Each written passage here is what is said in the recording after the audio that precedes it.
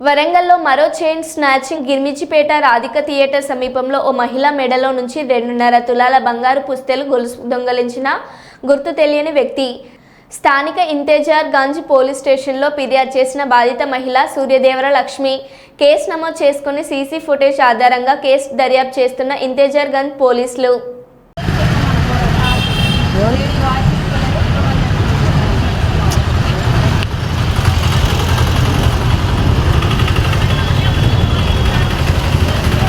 చెప్పండి. నా పేరు లక్ష్మి.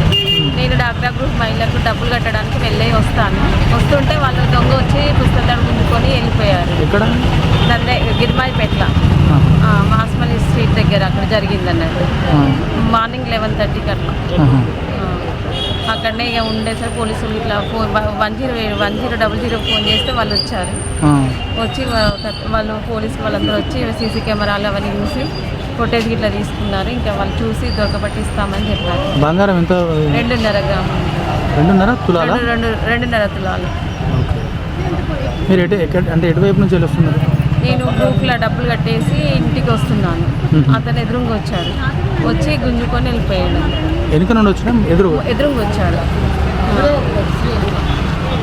ఫిర్యాదు చేసిందా? చేశాము. సార్ వాళ్ళకి ఫోన్ చేసాము. అందరు డీజీపీ మేడం వాళ్ళందరూ చాలామంది వచ్చారు. దాదాపు ఒక 3-4 అవర్స్ మాతోటే ఉన్నారు. సార్ వాళ్ళు కూడా బాగా కోఆపరేట్ చేశారు.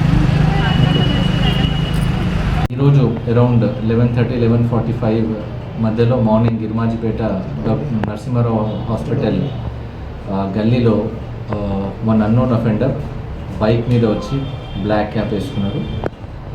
సూర్యదేవర లక్ష్మి అనే ఉమెన్ దగ్గర నుంచి చైన్ స్నాచింగ్ చేసుకొని అతను పారిపోవడం జరిగింది.